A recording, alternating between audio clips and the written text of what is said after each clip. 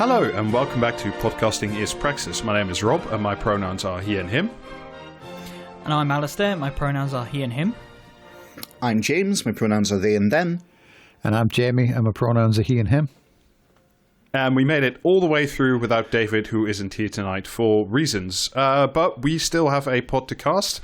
We have some nice nuggets, and then we have a delightful article for you to read. But first, in a wild change of pace, James, what's been going on in the news? Well, I thought we'd start with the nice and kind of sedate world of international relations, since that makes for just a kind of nice kind of tease into the episode proper. You might not know this, but recently there's been a bit of a stir going on internationally because Sweden and Finland have decided they're going to join NATO, right? And for those of you who don't know, all the different countries in NATO have a veto on new people joining. Okay, sounds reasonable enough. You want it to be a tight alliance. Except one of those countries is Turkey. And Turkey is run by Erdogan. Yeah. And if you want to learn just how normal Turkey is, go listen to Peace at Home with music by Jordan. But because Erdogan's in charge of Turkey, Erdogan has basically been, demanding. He wants certain concessions from the joining countries and from other countries in return from being allowed to join. And primarily, he wants Sweden to ship him back a bunch of Turkish dissidents who have done nothing illegal and nothing wrong. But he wants them anyway, including basically a whole bunch of Kurdish nationalists, etc. So that hasn't been going well. He's been delaying them joining. And it's got to the point that people are starting to get a bit antsy, and America has been piling up, pressure on Turkey, particularly to do with arms shipments and various other things. So this is the background which leads to what I consider one of the most beautiful little petty events of recent modern international relations.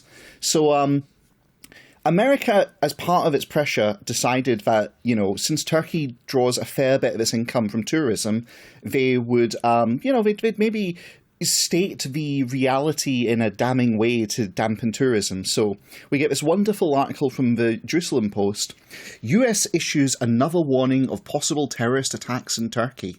Several embassies in Ankara issued security alerts over possible retaliatory attacks against places of worship. So pretty standard stuff America puts out, and as a consequence, every time they do this, tourism to the country concerned drops off. However, Turkey is not to be bested, and Turkey has issued its own alert. Turkey alerts citizens to risk of attack in United States, Europe on heels of Western warnings. Turkey warned its citizens on Saturday against possible Islamophobic, xenophobic and racist attacks in the United States and Europe after its Western allies cautioned their citizens in Turkey about possible terror attacks.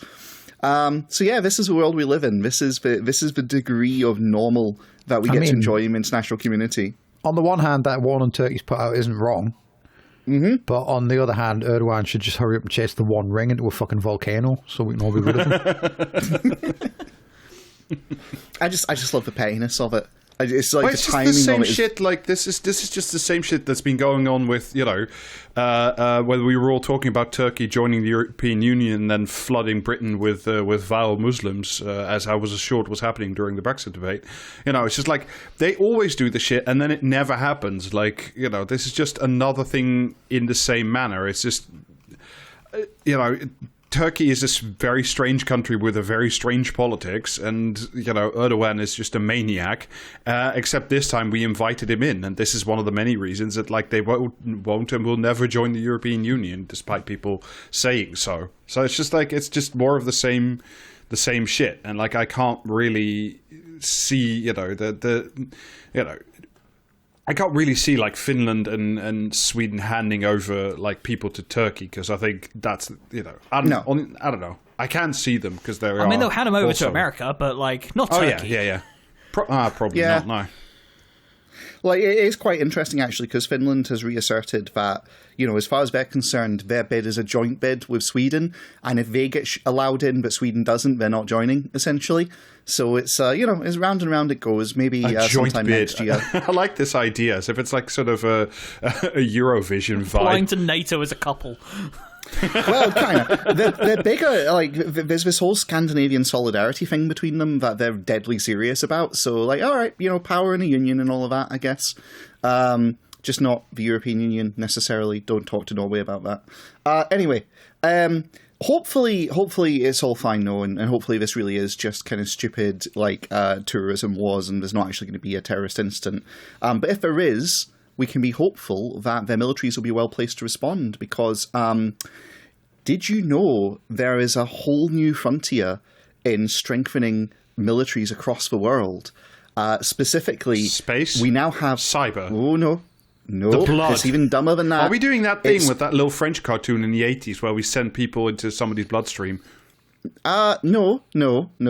Instead, it's about military recruitment. Specifically, we now have e-girl influencers trying to get Gen Z into the military. So it's, there's this whole new frontier, and this is now enough of a thing that we can point to several examples around the world. I'm just reading this article by Days Digital. It opens with, "I'm not the American dream, I'm more like the American nightmare," beams the influencer known as... Mikey Wido note, "Fuck e-girl army recruiters. All my homies hate e-girl army recruiters." In a video to 363,000 TikTok followers. With full-face e-girl makeup, drawn-on freckles, and a rosy nose, the 20-year-old is the face of an unsettling new breed of e-girl garnering millions of views online.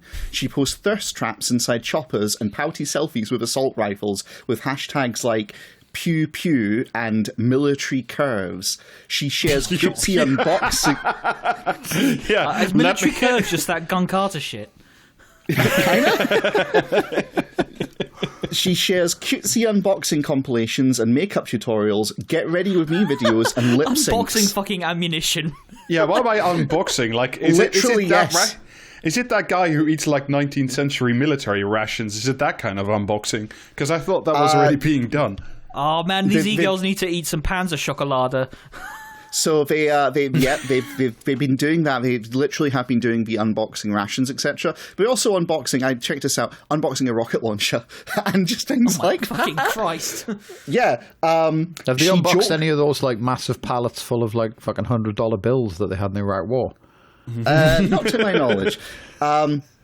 She jokes about war George bunkers. Clooney's house.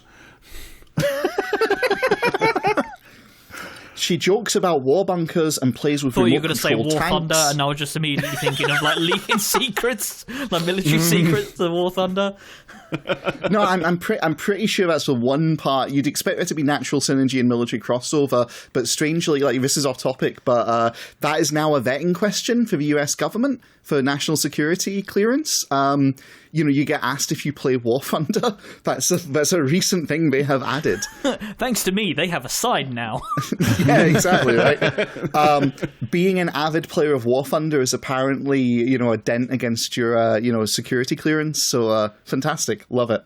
But yeah, she jokes about war bunkers and plays with remote control tanks, which she overlays with sparkly filters and heart emojis.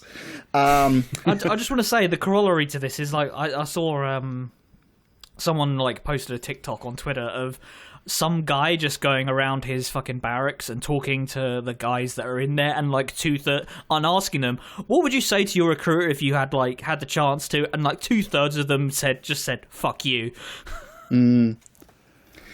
So she's known in esoteric meme circles as the PSYOP girl, and she's a self-described esoteric meme circles. Yeah. What? I'm sorry. What is it? Is this like Aleister Crowley, but for the shit age? What is this? Like the mimetic order of the golden tweet? What is this? What the fuck is?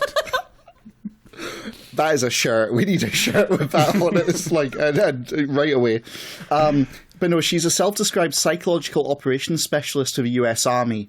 So, actually, her presence has led to genuine memes speculating, in half seriousness, that she's a post-ironic psyop meant to recruit people into US Army, which she very obviously is. And we know this because other places have been, copying her. But what's really great is her own fans have been replying, "My own tax is used to psyop me, and definitely a Fed brackets, I'm signing up for the Army now." Anyone else remember that time that the US Army had a Twitch stream and they were just having to ban all the people in chat because they kept asking about American war crimes? Yeah, #World of War Crimes. Yeah. But the thing is, like, if it was just one influencer, it'd be okay, that's kind of funny. But it gets creepy when you realize there's multiple people doing it. She's not the only e-girl using Sanrio sex appeal. I don't even know what that is. I'm old now. To Sanrio sex appeal. Yeah, Sanrio, capital S. Sanrio. If you know what that is, don't write in. There's also and not to mention countless hashtag MilTalk gunfluencers cropping up online. I hate this earth, and I wish for it to be cleansed of this putrid life that dwells upon it.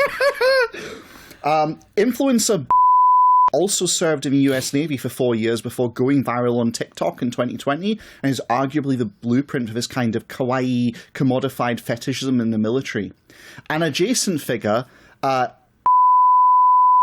Why are we naming these people? Like, we're not. Why are we giving them attention? Let's just not do that. Also known as Gun Waifu, is an Israeli influencer and IDF soldier. Wow, that's a fucking hat trick right there. My gun waifu. My Israeli gun waifu, actually very real. Gun Waifu is an Israeli influencer and IDF soldier who uses waifu aesthetics and catgirl cosplay to peddle pro-Israel propaganda to her 756,000 followers. She poses to camera. Yeah, you can get a body pillow of her with her holding a sexy gun on one side, and on the other side it's just a shot journalist. She poses to camera, Ahegao style, with freshly manicured nails wrapped neatly around a Glock, the uwuification of military functioning as a cutesy distraction from the shadowy colonial context. Sorry, but these are not words. I'm sorry, I don't know who wrote this, but the uwuification is not a thing. It will not be a thing, and I'm refusing it to become a thing. Like, I'm sorry, but we have to draw the line somewhere, and uwuification is it. I'm sorry. We need to repurpose that fucking chat AI that was trying to denazify all of those fucking 4chan weirdos who are really into like forced feminization, but like aiming at like these weird gun talk, gun waifu. I hate that I'm saying all of these words. MilTalk gun waifu. What's great though is, she includes captions on her videos, one of which is "When they try and destroy your nation," over her like cutesy posing. As the article goes on, we've entered an era of military-funded e-girl warfare in what would have felt unimaginable only a few. No, we haven't. We cannot allow an e-girl gap. Right, we're joking, but the reason this article exists is because there's evidence to show that yes, this is being directly funded.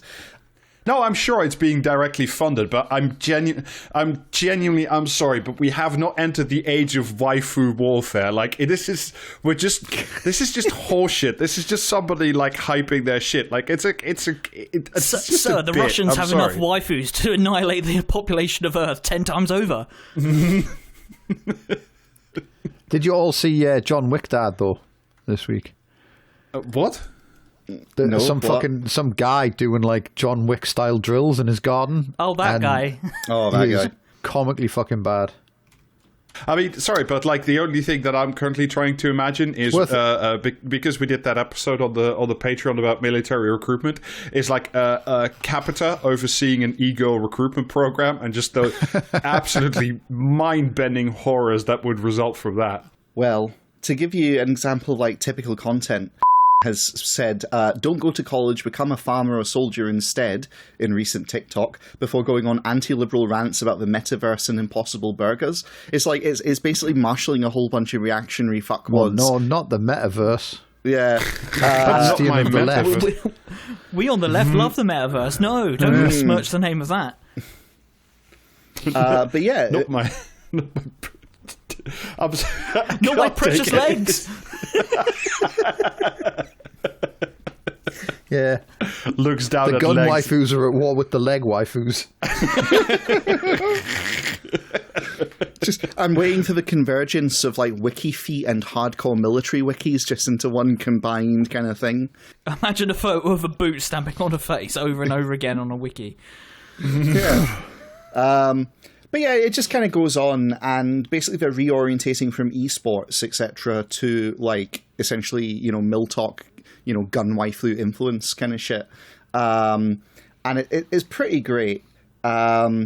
I just love this idea. Like, there are pictures, and unfortunately I can't share them with our patrons because these are all, like, obviously they belong to an influencer, and they're, like, really hardcore about taking shit down. But it's got, like, one woman in, like, I could only describe it as, like, a bunny Santa outfit in neon, like, pink, except she's got a fucking grenade launcher slung over her shoulder as she does her cute bunny pose, just, incongruously. I hope one of them's in, like, a bubblegum pink ghillie suit or something. Oh yeah, no, I've literally seen that. I did a little bit of browsing of like Mill Talk, and it's so cursed. It's just so bad. What's worse is knowing that there are throbbing erections around the world looking at this shit, and it's just, yeah, okay, this is the future of war. You get dragged into doing your service to your country by being basically strung along by like a Mill Talk influencer, and cut forward 6 months and you're doing war crimes to TikTok kind of dances. Sounds great. Sounds awesome. Yeah, I mean, I don't know. I can't like, it's bad and all, but I'm like, if you can be persuaded to commit war crimes on the basis of like TikTok waifus, then you are probably going to commit them anyway. Because there's, like, maybe this is me just being an old man, and I'm fine with that. But like, whatever, like, have fun with Rocking up to the Nuremberg trials and being like, a TikTok influencer told me to do it. The cat ear defense. That guy that drank poison in the courtroom, except it's a bottle of gamer girl bathwater. Oh dear. Well, you can expect this kind of tactic to start making it where we don't have a British version yet, as best of anyone to tell. That doesn't exist in Britain yet, and I'll just leave a cursed image of what a British, like, Mill Talk influencer would look like, what, the squaddy equivalent of this would be. But we're probably going to need it at some point, because recent... Ricey and Gibbo, obviously. Yeah, well, I mean, Ricey and Gibbo, I guess. Nailed it. Yeah, sure. Stuck the landing. But we're probably going to need something like this because recent reports are out to tell us that the British Army is in a dire state and we should be very concerned. We have allowed a TikTok influencer gap. Yes. So in forces.net on the 30th of January, they reported on Tobias Elwood, who is the Defence Committee Chair, basically saying that many key aspects and components of the British Army's land warfare are now 20 to 50 years old. Can I guess some of these components? Can I have a punt at some of the components that haven't been working for 20 years? You can definitely do that, Rob. Would you like to take a guess at one of the major boondoggles that Tobias is very unhappy with? Oh, someone explaining what a waifu is to him. It's e-girls. It's our lack of e-girls. It's Capita's lack of recruitment of e-girls. No. Genuinely, in all seriousness, we've talked about it before. Yeah, I'm not going to say it because I know what it is. Like, obviously. Yeah, it's the Ajax. it's the Ajax. So he's actually promised... He's actually promised that there will be a report on the Ajax, like, imminently outlining all the ways in which it sucks. So we can look forward to that on the pod, I guess. But more generally, Ben Wallace MP, has been privately told by a senior US general, and Ben Wallace is UK Defence Secretary, if anyone doesn't know, that the British Army is no longer regarded as a top-level fighting force either. Yeah, but I'm sorry, but this is just the British military's way of, yammering for more money. This is like, you could set your fucking clock to it. They do this every once in a while. They just go, "Oh, did you know we're not actually we're not a big boy anymore? It's really sad. You should give us money." Like, that's just the way. I've heard this tale. I think this comes out like once a year. This story of like, "Oh, did you know things are really bad? You should give us some money. You should really give us some more money. No, don't look at all the boondoggles. Just give us some more money." Well, they might be taking it slightly more seriously this time because they appear to be both looking at the boondoggles and tearing their own faces off over it. So we'll see whether anything actually changes. Spoiler, pointing at the Ajax and being like, "Hey, these wheels come right off." But yeah, no, the recent media cycle is all about how essentially our media is so shit that America is no longer in any way, shape or form factoring Britain into anything in terms of its planning. Like, Good. not even for prestige, basically. It's like there's no longer... If they do a coalition of the willing, they're intentionally not including Britain because we're so pathetic. I mean, good. Like, that sounds delightful so far as I'm concerned. Like, Wow, why, everyone's finally gotten sick of the kid that hangs around with a bully trying to knock everyone's fucking teeth out. oh no, we can't participate in whatever misadventure the United States is going to come up with next. Oh, raspberries.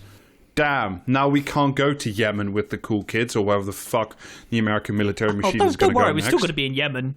Don't worry about that. I mean, you know, just to throw a dart on a map where we're supposedly not and where the Americans are, or where we're, you know, whatever. Like, pick a country, any country, essentially. Well, that's pretty much all she wrote on it. That's the UK military is completely fucked. And yeah, you know, you'll be hearing about it to a timetable, as Rob has said, because as it turns out, in our last little news nugget for tonight, BBC news coverage is systemically biased and, you know, institutionally captured. And this is nowhere is this more evident than in the BBC's economic coverage, because a recent review of the BBC's economic coverage has found concerns, and I love this, but no systemic bias, right? So the BBC board basically, you know, said, hey, what about our economic coverage? Is it biased? To which the answer is, no. It's just stupid.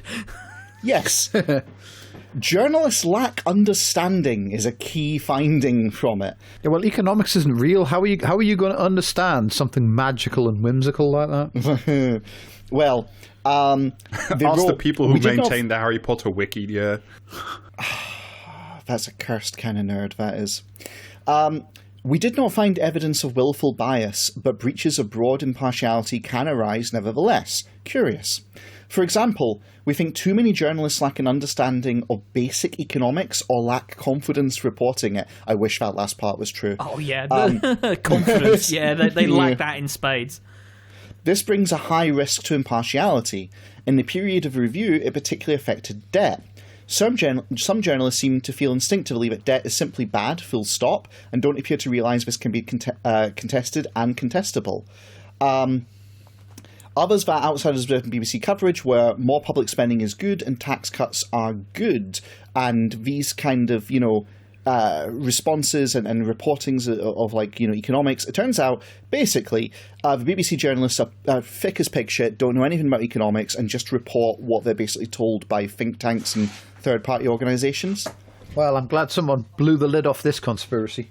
Yeah, but don't worry, that's not systemic bias. It's just systemic incompetence, and it's an important distinction. What I did like about I didn't read the whole thing. I read a couple of excerpts, and there's like it's an extremely BBC report in that there's one part where it essentially says someone who said the BBC's portrayal of debt as, you know, basically being bad is like that's not necessarily true.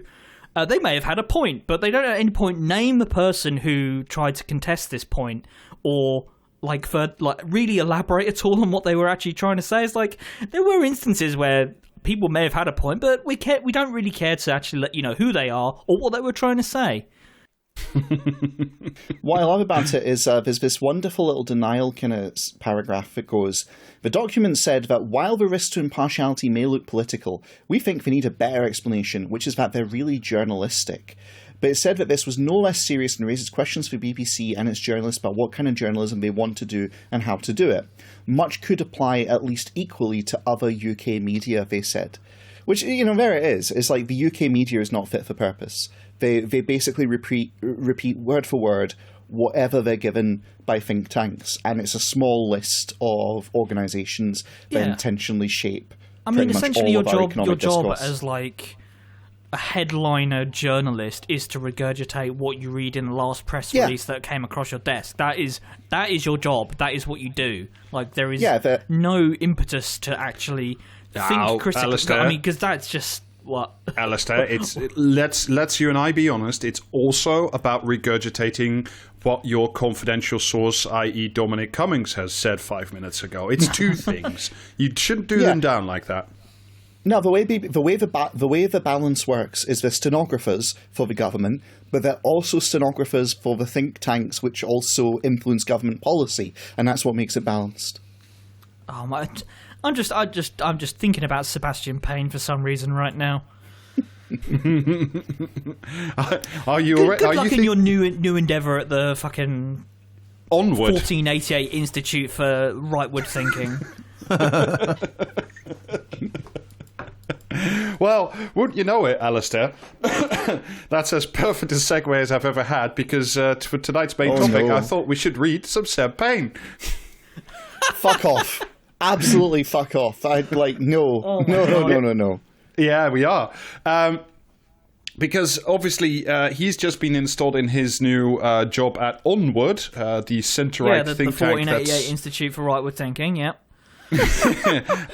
And they're specifically interested at the moment in making levelling up work, and that's because Michael Gove wasn't at all one of Seb Payne's primary sources when he was at the FT, and I'm not insinuating that is a thing that ever happened. Certainly not all the fucking time, given the Rosa reporting that Michael Gove tended to get in the Financial Times. Why is levelling up so fucking difficult for these idiots? Can they not just copy a build off the internet? Well, he has some respecking advice. He already published a piece in The Guardian a couple of days ago that the best way for this is going to be the journalistic equivalent of fucking Elon Musk's Dark Souls character, isn't it? Or potentially his proposal to improve chess. No, his... He never wanted to improve chess, Alistair. Get it right. It's that chess was just inherently too simplistic compared to, like, StarCraft 2 or whatever the fuck. StarCraft 2 is way too modern to have, like, appeared on Elon Musk's radar. Yeah, so he was already in the Guardian a couple of days ago writing that the best way for Labour to win, which they're not projected to win at the moment, is to appeal more to left authoritarians, or as we call them, conservatives. So, but this time he's fleshed his thinking out a little bit more in the Times, and the best way to do levelling up is not actually to spend more money, but to do something else. Let me read you the title. The quickest way to level up is to stop the yobs. Oh, this fucking turd of a report.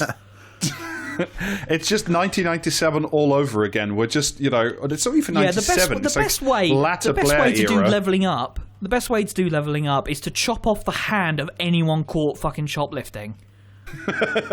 Well, tackling antisocial behaviour is the number one priority if we are to have any chance of improving the most deprived areas.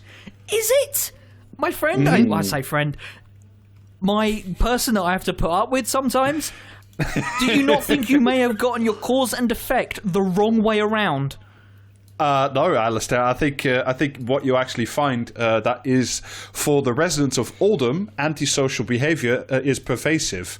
The lack of safety in the town centre is palpable day or night. So I don't live in Oldham, but apparently there's vampires about or roving gangs of youths wearing leather jackets and clicking their fingers or something. Someone's playing extremely moody music on a boombox. But what Rob was basically describing is particularly, hit cult film that ends with a guy driving a fucking, bulldozer through a wall. So, yeah, no, I'm here for this. Why not hit youths wearing leather jackets who are vampires? We need to give youths a killdozer. This is what we've learned. Yeah. If only we gave them Carmageddon, then everything would solve itself. 3 of its police stations have gone, shops and restaurants have vanished, the market has emptied. As one local mother says, there's not a chance you walk around Oldham town centre on your own. Hopping on a tram to Manchester is no better. The carriages are likely... Hold on a second, please, Rob. Is the implication here that antisocial behaviour has caused all the police stations to close, caused the high street to close up shop? And the market to vanish, apparently. All from all the kids being, doing kickflips on the hoodies or whatever. No, or like the last market trader just like slipped and fell for the 20th time on an empty nonce canister, and that was just it. Like that's what did it in. You know, anybody who wanted to go to Greg's was just like taking their lives into their own hands. I love that we've come full circle back to the, sliding and slipping through the streets in the empty nonce canisters. Like that's an old hit, and I'm glad we've returned to it. Hopping on a tram to Manchester is no better. The carriages are likely to be empty, ridership stalled years ago, and it can feel just as threatening. According to another resident, you take your life into your hands for a £3.60 return ticket. No, they didn't. No, genuinely, I don't... No real person has said that. Well, somebody has said that, but it's someone who hasn't been on public transport for years and has just been, like, cloistered reading the Daily Mail and just going into hysterics. It is really fun when you get one of these little glimpses of, like, the circular economy of right-wing fuckwittery, like, pumping out day after day that the crumbling infrastructure and... people who have never haven't gotten a train since 1972, saying that the trains are crumbling and like, filled with use with knives and stabs, and just repeating that shit back to the right wing think tanks that then feed that report directly to the fucking right wing government, which then hand in glove with the right wing press. And cool, it's a nice little like. Turducken of annoying people talking about things that they haven't had to deal with in like decades. These worries from focus groups conducted in the northwestern town last year highlight one of the greatest national problems right now: crime. Focus groups. Specifically, the persistent. Rob, you're a numbers guy. Am I right in thinking that crime overall has tended to decrease over the last 30 or 40 years? Massively so. I had a quick look actually at the ONS statistics before coming on. Crime essentially has fallen. Serious crime, knife crime, violent crime. All those categories have essentially fallen massively, certainly the last decades. Also last year, apart from a few categories, the main one being domestic violence is up, but that's not what this is about. The amount of serious crime that is likely to occur to you is really low, again, apart from domestic crime. However, and this is the interesting thing, is there was also recent polling out that the perception of crime is way up from last year. Wow, how weird. How did that happen? What's the curious?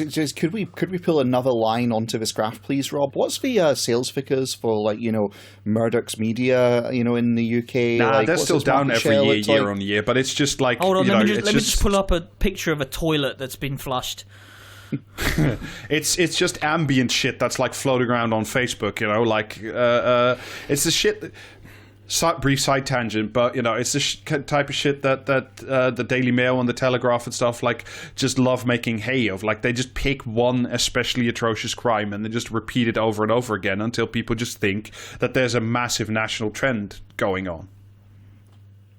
I mean, they do the exact same thing in the US, don't they? There was all the fucking grocery stores were reporting that they were seeing seeing massive amounts of shoplifting, and it just as soon as literally anyone actually dug into the numbers, it turns out that there were just a handful of instances of things being shoplifted, and those few instances being exaggerated wildly outside of proportion. Yeah. According to police data, Oldham sits in the worst 10% of the whole country for reported crime. It is one of the least trusting neighbourhoods in England, and on a measurement of its social fabric, it is in the bottom fifth nationally, below many nearby parts of Greater Manchester, which achieved the dubious accolade of having the highest rate of public order offences last year. Now, again, this is...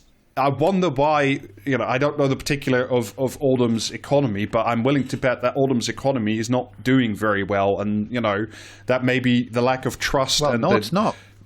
It's not doing very well because everyone's out too busy with crime. Yeah, but they're not spending it locally. That's the problem. The high street is closed as well. See, if you spent your NOS money locally, then that would be fine. You could have a local NOS economy. Yeah, but when you understand the crime that's actually happening is the absolute, like, crime against humanity of stealing baby formula, like, you know, that's not really stuff that gets circulated back into the economy. Those fucking babies don't spend any money on their high street. But, Yeah, sorry. just but, to hammer this point home, like, if you see someone stealing food from a shop, no, you didn't. No, you didn't. Shut the fuck up. But Seb has an answer for us.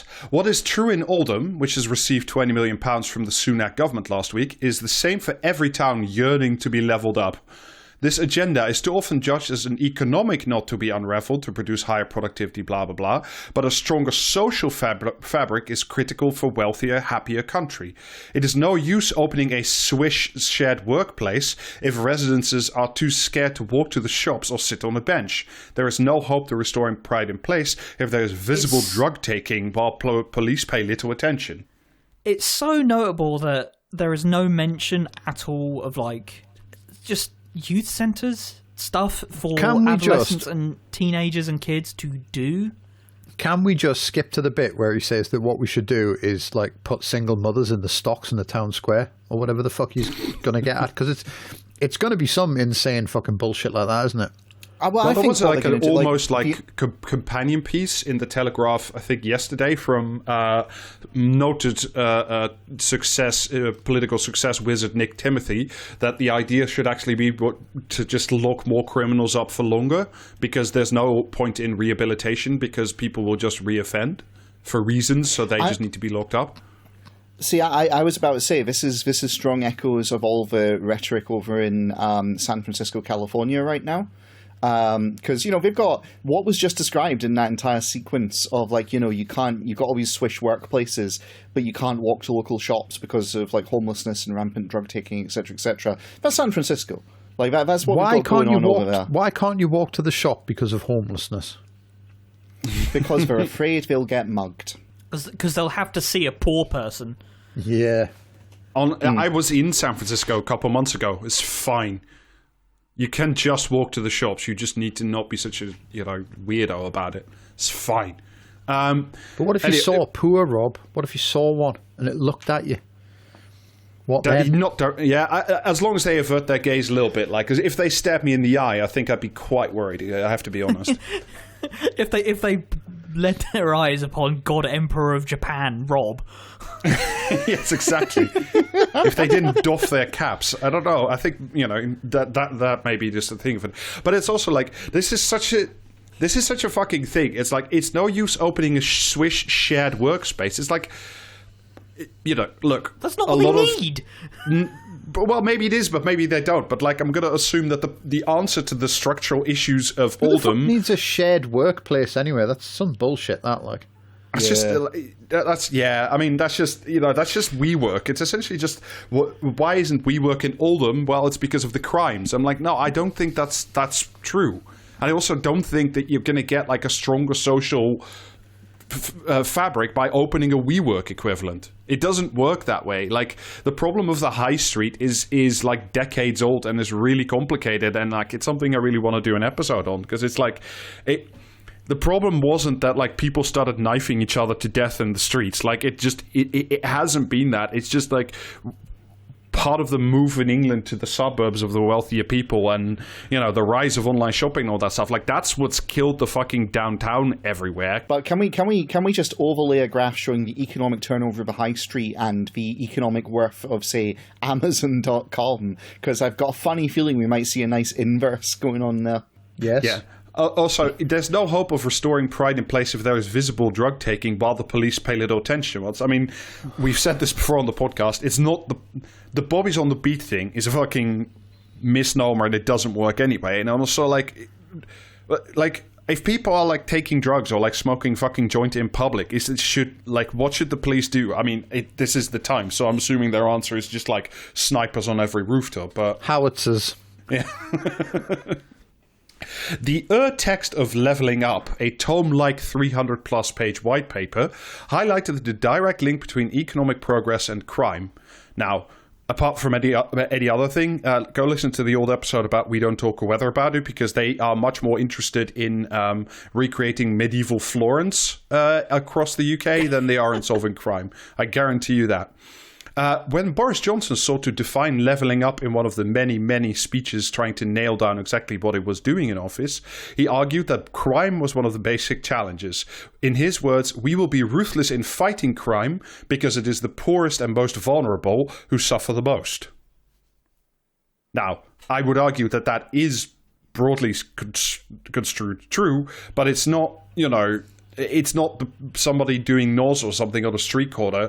The fighting crime that's never taking place, that hurts the poor and the vulnerable, is fucking people shipping their money offshore and not paying taxes and, getting fucking giant multi-billion contracts from the government, who then turns around and says... What are you, some kind of pinko? I'm very sad to report that, yes, I am. Carry on. Because, that's not the crime they're talking about. Because we will be ruthless in fighting crime because there's the poorest and most vulnerable who suffer the most. It's yeah, that's true. But, you're also... What he means is they're all going to dress up like Batman. Well, not to presage too much of what's coming later in the article. But the problem is getting worse. In the West Payne dress up as Batman, that'd be fucking hilarious.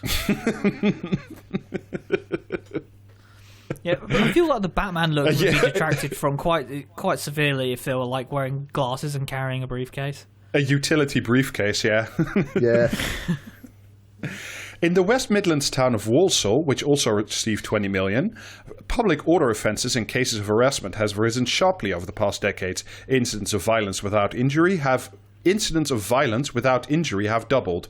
One resident noted in a focus group that shoplifting has become rife because both the owners and criminals know that no one will stop it. Staff don't need to risk their life for bits of meat or an Easter egg. Here too, scores of interviewees insisted risk your life. Risk your life. Risk your just the fucking hardened ramrod criminals going for the eggs. It's busting in, firing the AK into the ceiling. Everyone down on the ground, and then just immediately going for the eggs and the bread and the fucking infant formula. That would explain why there are no eggs in the fucking shops these days. Just absolutely amazing. Just a Payday 2 gang have shown up and they're going for your local grocery. Just fantastic. Love it. Justin Timberlake and Amanda Seyfried distributing meat. Risk your life. More like we just go, life. Yeah. Carry on, mate. They don't pay me enough to care. That's all that's going on there. Well, no, that's where they're saying they're trying to get you to picture Britain as a nation of shopkeepers. And so shoplifters are actually the worst evil because they're depriving the poor old couple that runs the corner shop for the good of the village of their living, when in actual fact it's people just blagging fucking chickens from Tesco or some shit, and good for them. Yeah. Yeah, it's Tesco can buy another fucking chicken, the rich motherfuckers. Yeah, exactly. And also of course, what are you supposed to do as the underpaid checkout staff? Chase after somebody who's stolen an Easter egg? I mean, like we said before, no, you didn't steal anybody stealing shit, and B, of course you're not going to fucking do that. That's why would you? But you underestimate how much of a fucking help it would be to dipshits like Seb Payne if someone got clocked strolling out of fucking Tesco with a Cadbury's Easter egg under their arm, and one of the fucking shop staff took off, and it was basically the opening 15 minutes of Narc, where they're just chasing them through a housing estate, and then the brave fucking Tesco soldier gets gunned down by a street gang.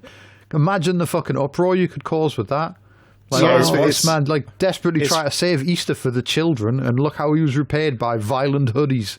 Basically, something it leads up to the raid, except it's to recover baby formula. If you're listening, by the way, and you're working on the spec script for Harry Brown 2, this is ours. Copyright. But the annoying thing is, it's okay, let's back up a second and let's assume that there's some criminality that's actually worth why the fuck would the people behind the counter actually bother anyway? Because what's the reward? Genuinely, what is the reward for going out there? The thanks of a grateful nation. Yeah. Oh yeah, let's do a round of clapping for people who stop people shoplifting from food. Shoplifting food, rather. Product retention guards, or whatever the fuck they're called these days. it is very funny to me that like the security guards are paid basically the exact same wage as the people on the tills. Like, yeah, it's wild. Like, one security guard said that in response to shoplifting, a policeman just told them to call 999. It's like, what else are they supposed to do? How's that going to work out? Also, what the fuck's a security guard supposed to do? Like, I genuinely don't know. Do like, are security guards in British shop empowered to like wrestle people to the ground? They fucking wish. You know, yeah. Do you remember that fucking show we watched for that one episode ages and ages ago? Oh yeah, that fucking like, yeah. Like that's the extent they all think they're in a fucking like Jason Bourne film or some shit. And it's like, mate, your job is to make sure I'm not wearing twice as many hats as I came into the shop with as I exit. Wind your fucking neck in. There's strong limits on what they can actually physically do, and if you've exited the complex where they're employed, then they can do fuck all to you. So, like that's why, like in certain high streets in Scotland, it's like the fucking county line in Dukes of Hazzard. It kind of is, yeah. In certain high streets in Scotland, where it's like the street itself isn't part of any kind of complex, whatever, all the security guards basically can do is they can try and intercept someone before they're leaving a shop, or once they've done it, then they get on the radio to all the other security guards in all the other shops, and they all just basically stand at the doorway and make sure they don't come into their shop. That's it. That's what they can do essentially. It's really quite fucked. Like it's a position which shouldn't exist in a society that's in any way healthy, and doesn't really accomplish much in a society that isn't. But we've got it anyway because you need to be seen to do something to maintain shareholder confidence. Is all it comes down to. Yeah, it's just. I mean, this is like the supermarket equivalent of security theatre. Like you just have a guy there to make. Yeah. Well, what are the big beeping gates at the front if not the prototype of like the fucking scanners you go through? For real, like the epitome of this is the fucking sticker that they put on some food that is just like, this is a security sticker. I thought, it's just a yellow sticker, man. Like, are you gonna let a sticker tell you what to do? It's got fucking magnets in it though. How do they work? I remember when I was a very young child, I had a Power Rangers, it was a gun that could turn into a sword sort of thing. You pulled the trigger and it made pew pew noises, right?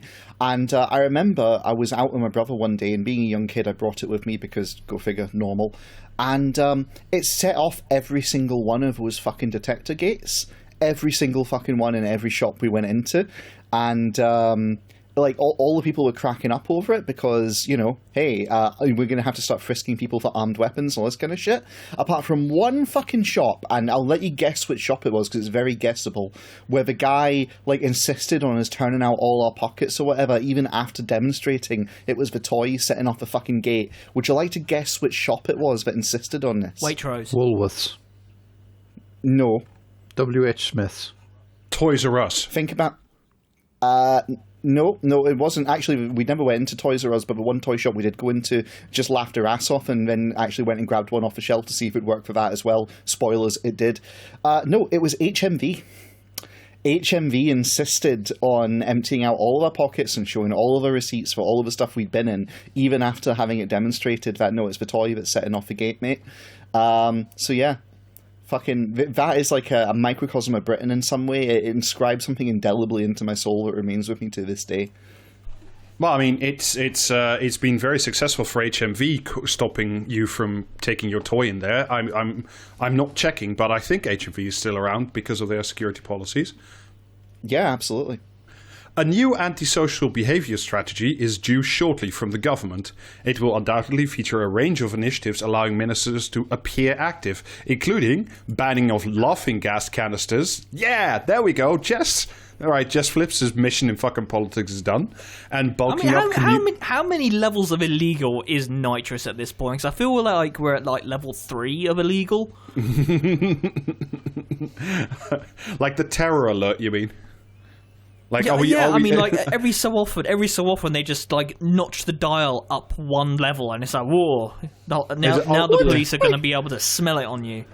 Just like genuinely, like what? forgive me, right? I've never done nitrous. I've had it like when getting a tooth pulled when I was a young kid. But to my knowledge, people who do nitrous just get giggly and a little bit lightheaded, and that's it.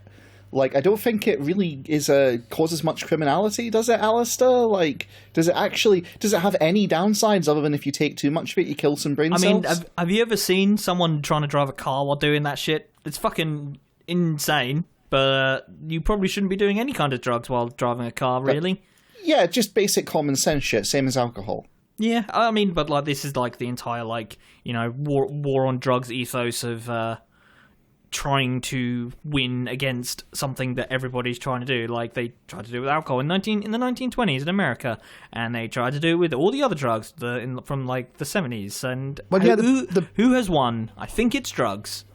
The problem is, it's like, you know, the kids are doing this, and people can look at, like, you know, Daily Mail readers can twitch their curtains a little and see the kids doing this on the street corner and then leaving a tiny bit of litter behind, and that just will not stand.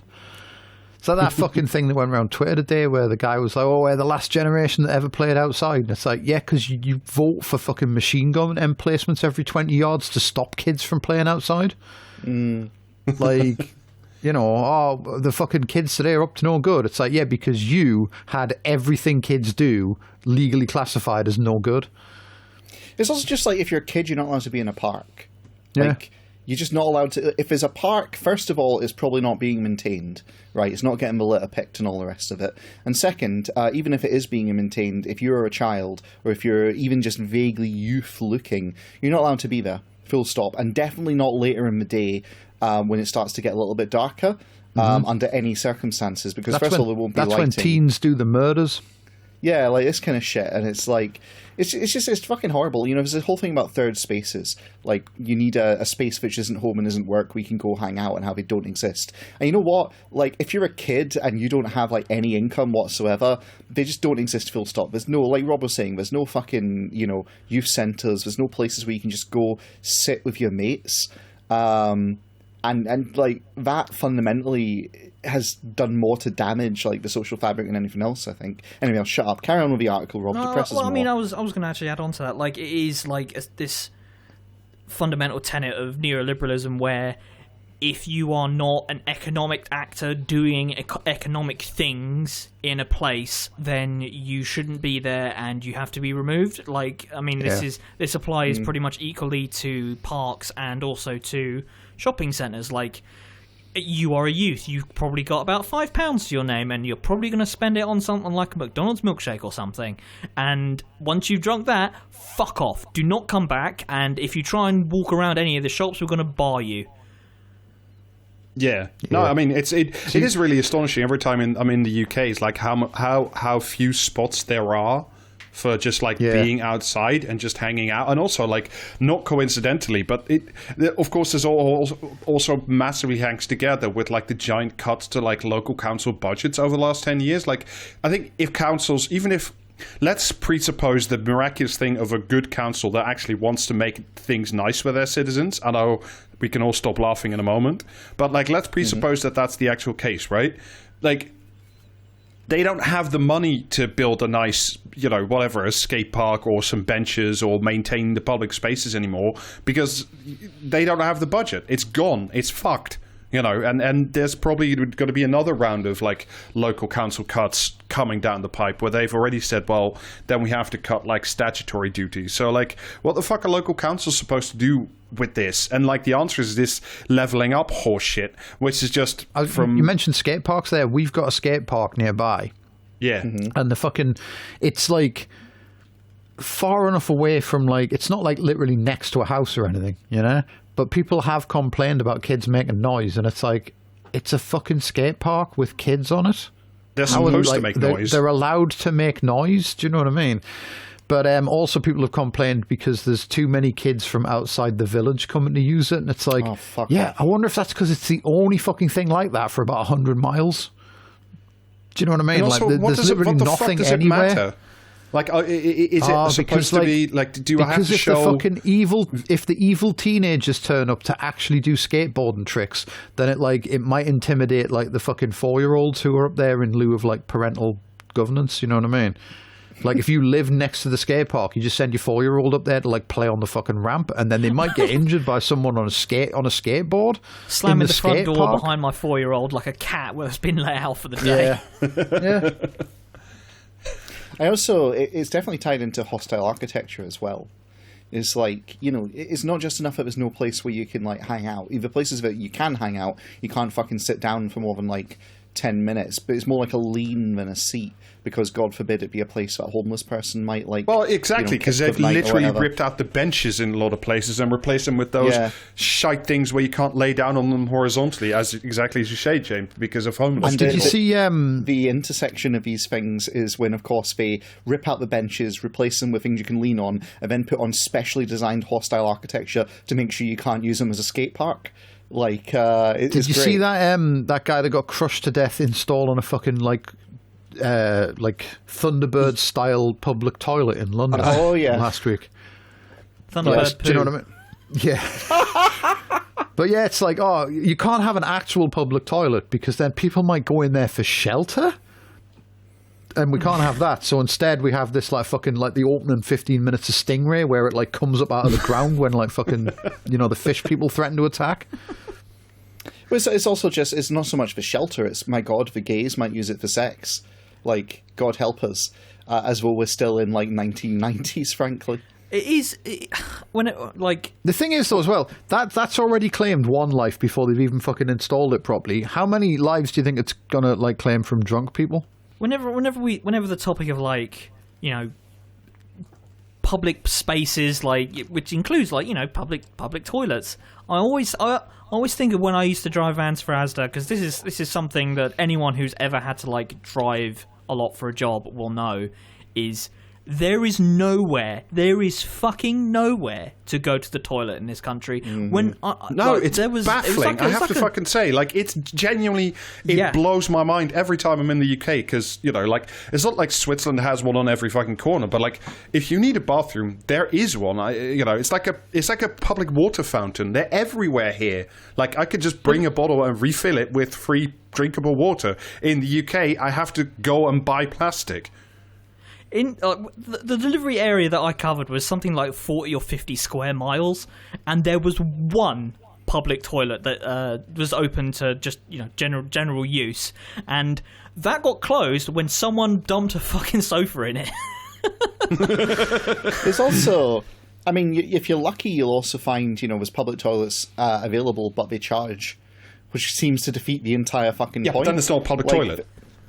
Yeah, exactly. Like they had this for a while in Central Station in Glasgow, which is one of the few like actually accessible. Here is a central place with a toilet you can use, and they put like fees on it. And wouldn't you know it, the fucking amount of public fouling in the nearby area went up like an astronomical amount, to the extent that they've since like the turnstiles are there, but they've ripped out the things, and now it's free to go in and out of them. It's just basic like shit. It's like just forgetting the fundamentals of how civilization works, and then having to reinvent it when, why is all this human shit turning up in our streets?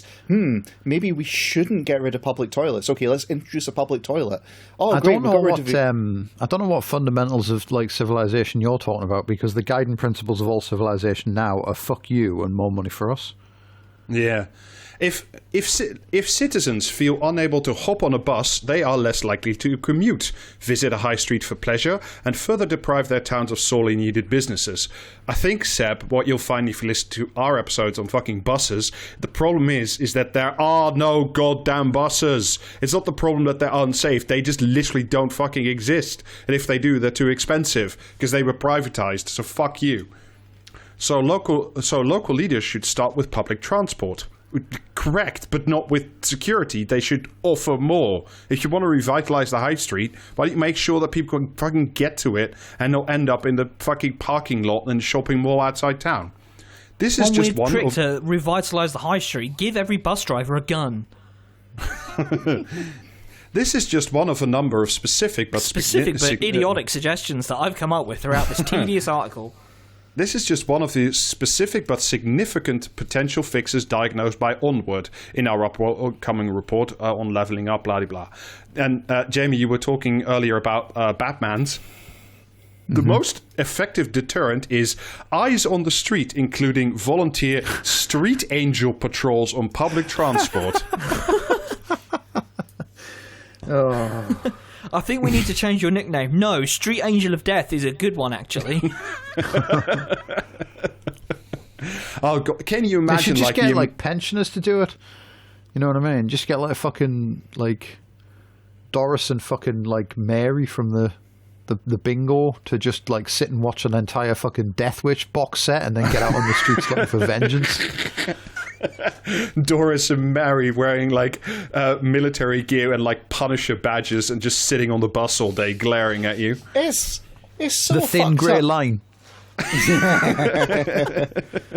It's so fucked up though, because this stuff, like, if you actually go into community-based law and, like, you know, civil order kind of structures or community-based policing spit, like the premise of the whole thing is you actually have a community where everyone watches out and like keeps an eye on what's going on, essentially, and as a community they kind of, you know, mediate and regulate, you know, misbehavior, etc. But you know, we can't have any of that. We got to fucking like take away any sense of like social construct that allows people to care for their own place in their own society, etc. Replace it with a police force and then gut that and then turn the community itself into kind of like a fucking nascent police force, except with more Harry Brown. I mean, But what you end up fucking getting are those fucking BMP psychos who roam the south coast, like banging on hotel doors looking for migrants. Like, that's what you end up fucking getting. You know, like, I'm sorry, but this volunteer street angel patrol is just an invitation for the BMP. Like, that's what you get. Yeah.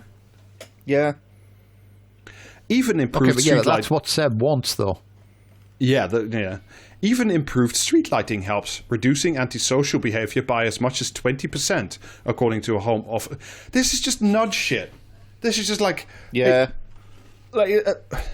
Like, yes, there should be more fucking streetlights. There really should be, but not to, like, stop crime. It should just be because it's good to have some form of streetlight. I mean, not too much because, here's an idea. Why don't we repurpose the streetlights into spotlights that can be manned by a 70-year-old person who thinks they're in Dad's army? Yeah, like with a gun attached to it. Like with only if it's a machine gun nest. Local leaders should identify antisocial behavior hotspots down to street corner level and target resources accordingly, given the majority of antisocial behavior is caused by a small number of individuals. So what they're saying is, like, your local councillor should be empowered to tell the police which corners they should stand on and which people they should chase after. I can't imagine this ever going wrong ever. What with Britain's fucking every one local of these councillors. fucking idiots wishes they were in The Wire, don't they? Like, there was just some no-go area, like fucking Amsterdam, of the town where they could just like herd all the criminals into and then fucking wall off. In the Welsh town of Barry, one of the most promising examples of levelling up in action, the introduction of alcohol-free zones has reduced binge drinking and encouraged more families to drop by. No, it's just displaced drinking. It hasn't reduced it. It just pushed it into another area, and then, you know, made a plastic zone. I think it's disgraceful of Seb to like throw his support behind Sharia law like this.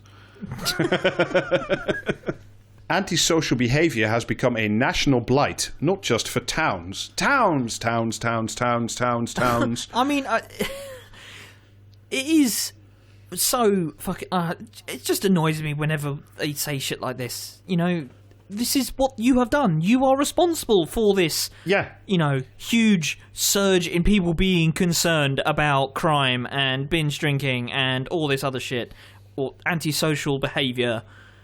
You are responsible. Why do you think people are talking about it so much? Because they read it in the fucking papers, which are recirculated through TV news. Like, I know that it's not their job to pretend to understand anything, but it does great when it's just this completely in your face.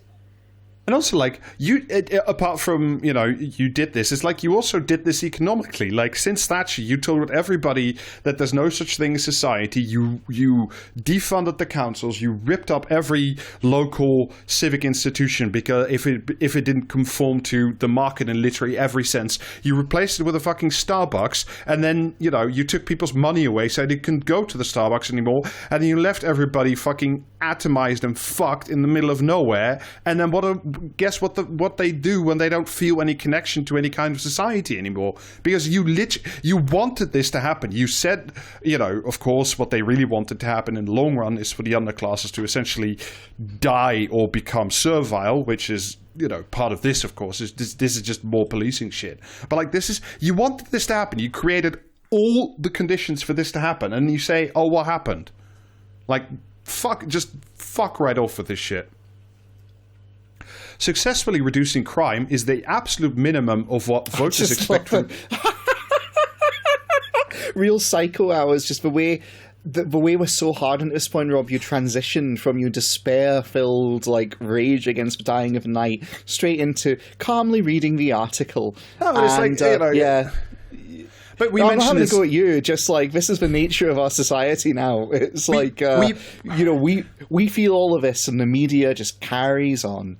We like successfully reducing crime. Crime is down. I said it at the top of the article. Apart from domestic violence, which is up, which is partly due to everybody being locked in with each other during Corona. It's fucking terrible, and that's something that really needs addressing seriously and systemically. But like, it doesn't need reducing. It has been reduced. It's at a very, very low level. It's gone up a little bit since Corona, but like from any measurable standpoint of any serious crime that you could encounter in your life, by any serious measure, any statistical analysis, it is vastly down. What he's talking about, but that goes against the instinct of everything in the fucking Times, is the perception of crime is up. But the perception of crime, like, how the fuck is even being generous and saying that any police service was actually seriously engaged in reducing crime instead of committing it, a la the fucking Metropolitan Police, is how are they supposed to reduce your perception of crime when you just sit indoors and watch fucking Piers Morgan all day? Like, what are they supposed to do with that shit? I don't even. They should start writing their own articles for the Mail, the Sun, the Times, the Guardian. That's how. It rarely springs to the top of the polls of most concerning issues, but it's the driver of all manner of other concerns. With a majority of Britons believing the police won't bother to deal with a stolen bike or a nicked mobile phone, they are naturally floating towards the Labour Party on terrain that could not be more conservative. What? Believing as opposed to just knowing. Well, I mean, all of us have talked, I think, well, not all of us, because, what with me not being British, but you've all talked about, like, yeah, the police are useless when shit actually happens to you. You just get a crime number. Like, absolutely fucking worthless, like. Everyone knows that.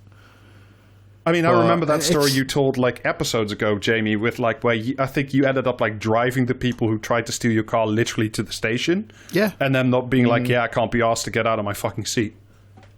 Yeah, they're fucking absolutely useless, like.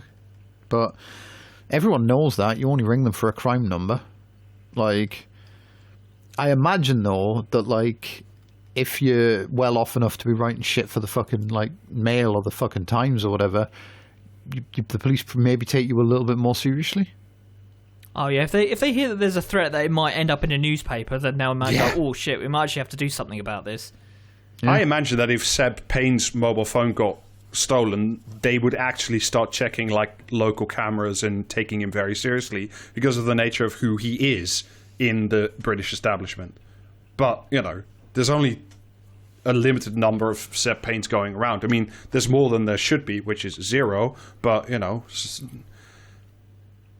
also on terrain that could not be more conservative. It's like, well, I don't know. It seems to be just a bidding war to see, who could invent the criminal railgun first at the moment. It's like,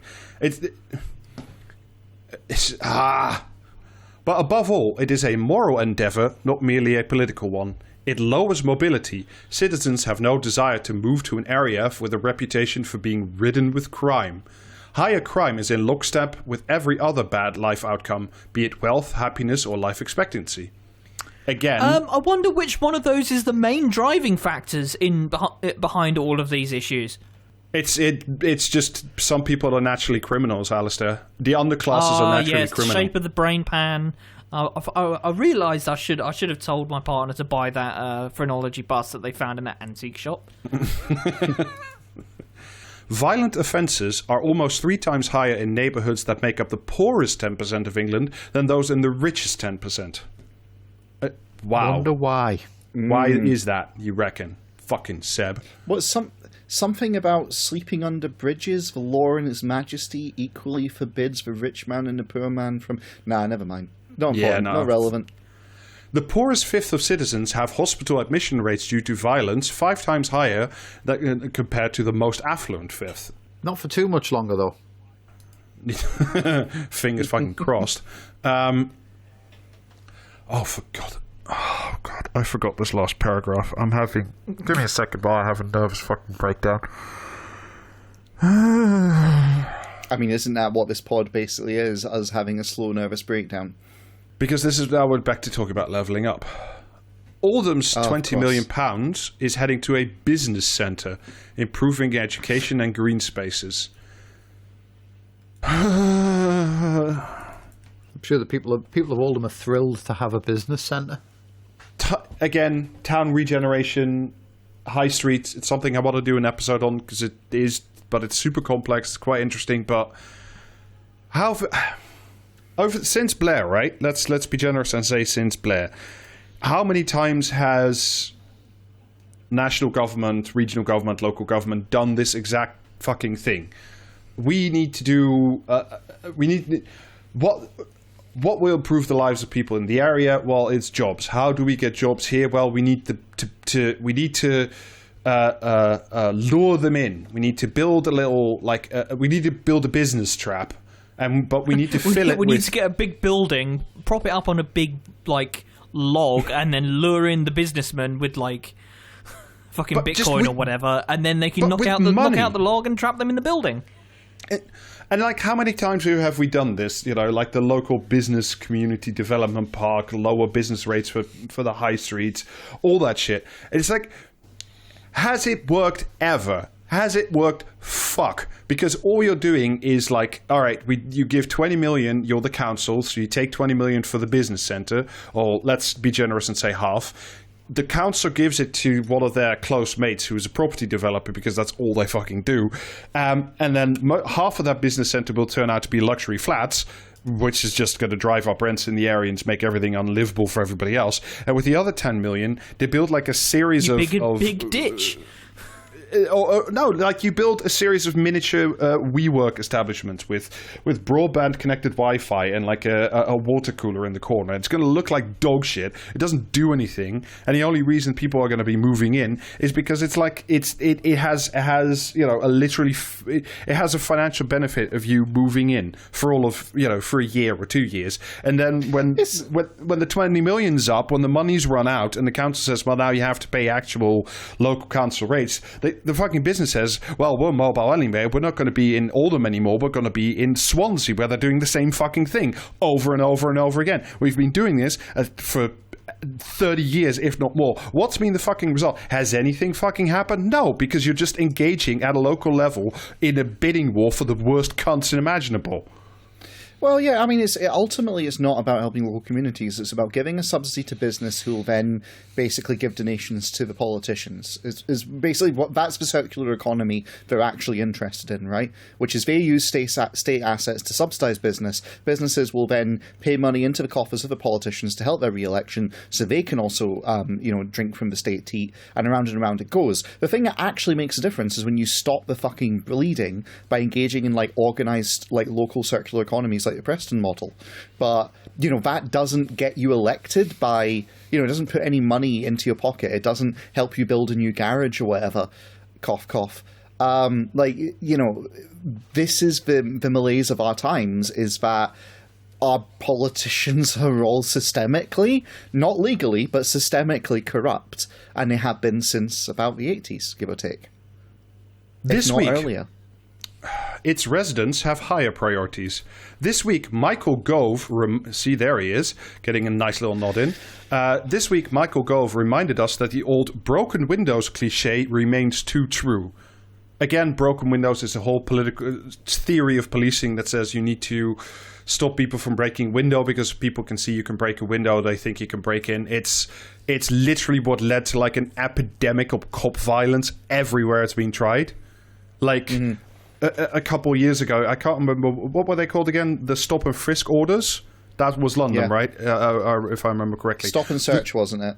Thank you, stop and search. That just led to like, 10 times as many BAME kids being stopped and frisked and having their pockets turned out as white kids. It just led to, the hammer coming down on vulnerable minorities in society, and it didn't reduce actual crime for shit. It just, I remember seeing a thing on the telly, and this would be like back when Blair was Prime Minister. I think it must have been that long ago, but yeah, it was one of those like fucking British shows you get where it's like, we followed some fucking police around and like, look at all the fucking like stupid shit they got up to for the good of the nation.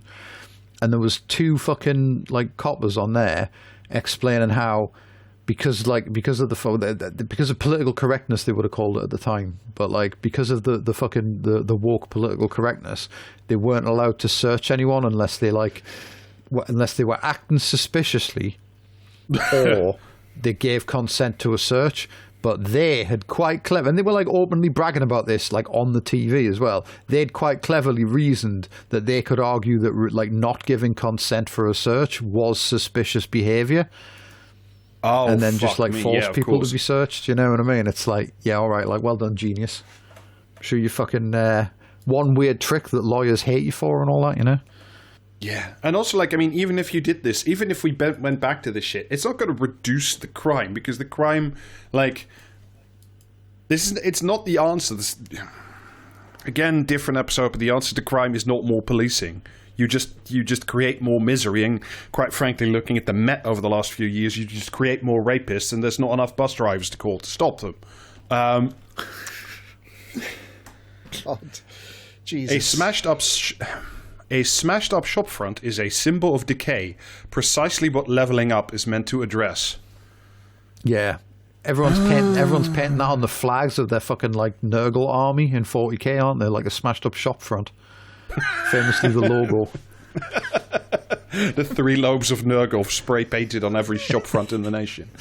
Yeah. Champion Blobby rolling across the battlefield carrying a big fucking banner that just shows a fucking, I don't know, W.H. Smith or... No, a Woolworths with a smashed up storefront. Yeah, okay, sure. With about 5% of neighborhoods responsible for over 50% of crime, there is no doubt where the problem is. See, you're right all along, Jamie. They just want to fence off certain neighborhoods, put a big wall around them, and then turn the guns inward.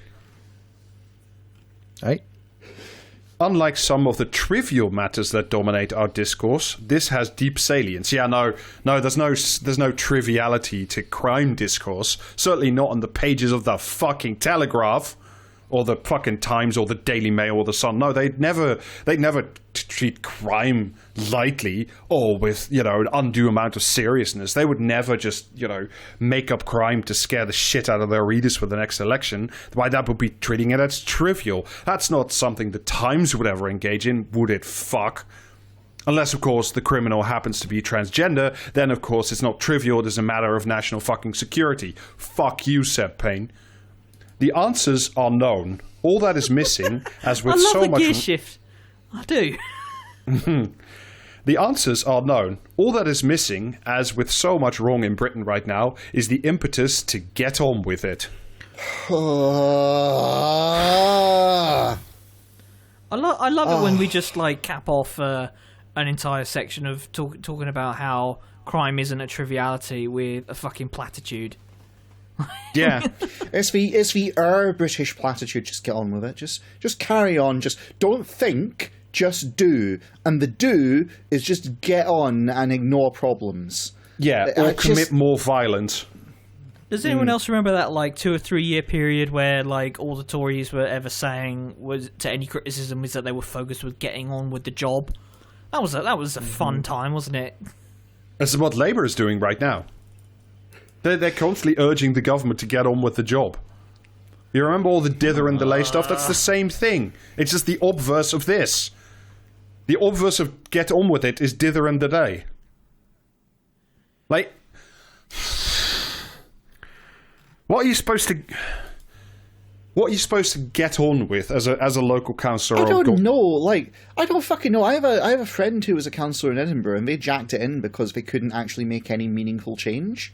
Like, it was basically impossible. They could do casework, which they took very seriously, but it was immiserating because it was just always like tales of woe, and it just was unending. And meanwhile, most of the councillors didn't fucking really bother their shirt for anyone they didn't think was important. And there was no ability to make any structural change whatsoever. Like, you know, boom. But what are you meant to do? Nothing. That's the answer. Nothing. Yeah, and I mean, and, you know, this whole... Right, to sort of place it in a bigger context, right? This is... We talked about this before as well, right? Like, it is genuinely a problem, and I know that Labour report was a lot of horseshit that we talked about with Filbert and Cartlidge, but, like, there is a real problem in the UK in that so much policy, even down to the local level, is made administratively by the ministries, is made at a national level, is made in Westminster or wherever the department has been moved out to, right? Local councils have so very little control over this, and even if they had control over it, they don't have the fucking money to solve anything structurally to bring in more buses so people could go somewhere. And maybe if there is a security problem on the bus, to like have like somebody there, because they don't have the money. And like, do you honestly think that like First Express or whatever fucking vampire is running your bus route is going to do anything about it? No, of course they're not. You know, and one of the other primary problems is like there's no unless you really want to, like your friend James, what is your incentive as a councillor to really do something structural about this, rather than just, you know, hive it off or say to like the psychos on your, you know, neighborhood WhatsApp group to say, well, you know, why don't you have a gun and become a street angel patrol? You know, like, yeah. What are people? How are you supposed to get on with this? What is the structural answer that's being presented here in this whole fucking document? Right, what we're supposed to get on with is just more crackdowns, more violence, more taking away for people, spaces for people to congregate, less parks, less pleasant spaces for people to be. What are you supposed to do? Why are we revitalizing a high street? Oh, it's just so you can shop. It's just so you can have another fucking space to buy some more tat you don't need to keep the economy going. Also, by the way, you're not allowed to spend money because don't you know there's a recession on, and by the way, we're not fixing your fucking energy bills. Yeah, it fundamentally just comes down to this basic idea that society shouldn't exist. There's only economics, and ignoring the reality that these two things are interconnected, you know? But I mean, fuck it. I mean, you know, the most recent, to cap us all off, I guess, the most recent data shows that we've got worse growth than Russia, who's literally sanctioned to fuck, etc.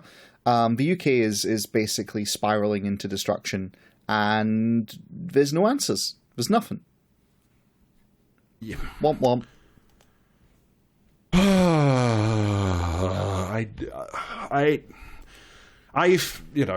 Me and Seb Payne have had somewhat of a troubled relationship over the last couple of years in terms of his shit fuck journalism, but I at least appreciate that at least he's left his job in a newspaper behind, if only for a little while, so he can just do his little pervert thing right out in the open.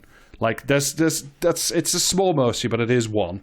You know, and now all we need is for Jim Pickard, shit Tintin, to fuck off as well from the Financial Times, and finally I can read a paper that's quite decent overall. So, you know, there is a silver lining to anything. And with that, I think that's the end of this episode. I hope you've all enjoyed this cheerful, lighthearted exploration.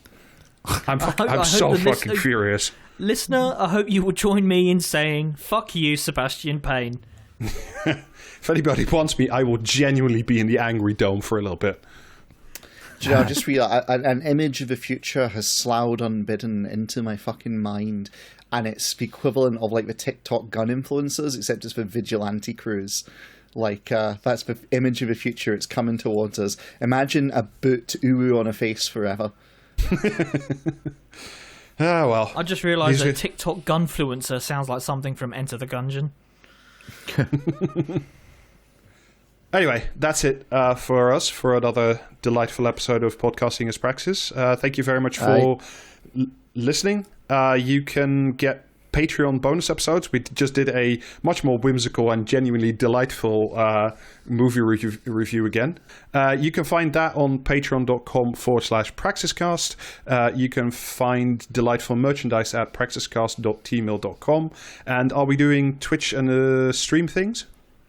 Yes. We are doing Twitch and or stream things. Twitch.com/praxiscast. It's not. It's twitch.tv. Whatever. You know the ones. Twitch.tv/praxiscast. Join us in particular on Thursday nights when there is lots of zombie killing going on. Yeah. See, there you go. Almost as professional as David, who's actually should be doing this. How dare you make me do this, David? All right. Goodbye, everybody.